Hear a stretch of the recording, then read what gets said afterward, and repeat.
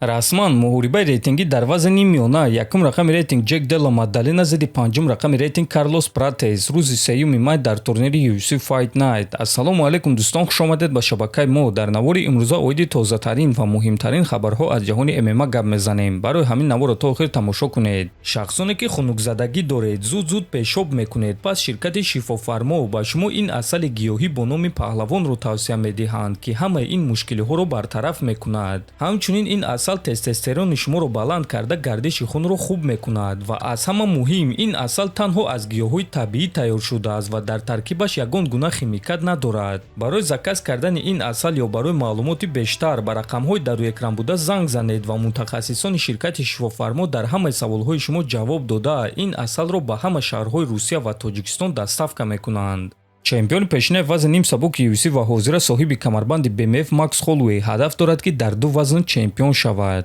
ма боз чемпиони ҷаҳон шудан мехоҳам. Ма дар ду вазн чемпион шудан мехоҳам. Ма бо чемпиони ҳозираи вазни сабук таърих дорам. Ма бо чемпиони муваққатии вазни сабук таърих дорам ва бо рақиби дар пеш истодаи худ таърих дорам. Лекин ҳамаи ин чизҳо вақту соати худро дорад. вақте ки дар ин намуди варзиш ту ғолиб мешавӣ, барои ту дарҳои зиёд кушода мешаванд. барои ҳамин нақшаи ман рӯзи 8 март ба октагон баромадан ва кори кардан ки дасти маро ба боло бардоранд, гуфтааст Холлоуэй. хотиррасон мекунем ки Макс Холлоуэй чемпиони пешинаи вазни ним сабук буд. акнун бошад ӯ дар вазни сабук баромад мекунад ва ӯро аллакай рӯзи 8 март муҳориба зидди Чарлз Оливейра интизор аст, ки муҳорибаи онҳо муҳорибаи асосии турнири UFC 326 мешавад ва барои камарбанди BMF хоҳад шуд. оиди Чарлз Оливейра бошад, пас пеш аз ин муҳориба ӯ иқрор шуд ки карьераи худро ба анҷом расонида метавонист.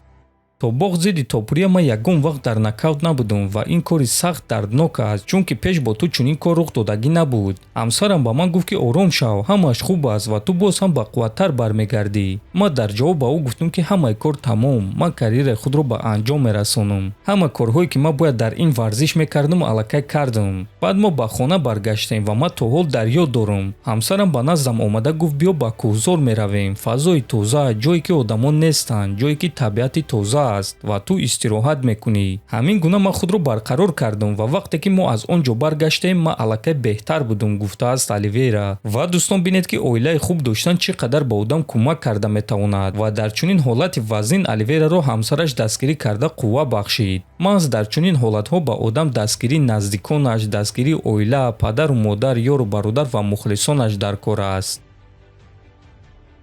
чӣ гуна яке аз наворҳои гузаштаи мо медонед, чанд муддат пеш ҷангори вазни сабуки UFC варзигари амрикоӣ Крис Падилля ба ҷангори вазни худ варзигари тоҷик Нурулло Алиев визов дода буд ва Нурулло ба Крис ҷавоб надод. баъди чанд муддат Крис ана ҳамин аксро дар саҳифаи худ нашр кард, ки дар он дида мешавад ки яке аз мухлисон ба ӯ савол додааст. салом Крис, оиди Нурулло Алиев ва мухлисони ӯ чӣ гуфта метавонӣ, пурсидааст мухлис. Крис бошад дар ҷавоб навиштааст ки ман ҳамаи онҳоро нест мекунам. баъди ин суханҳои Крис дар комментари мухлисони тоҷик ба ӯ ҳамла карданд ва ӯ ба онҳо ҷавоб дода чунин суханҳо навишт.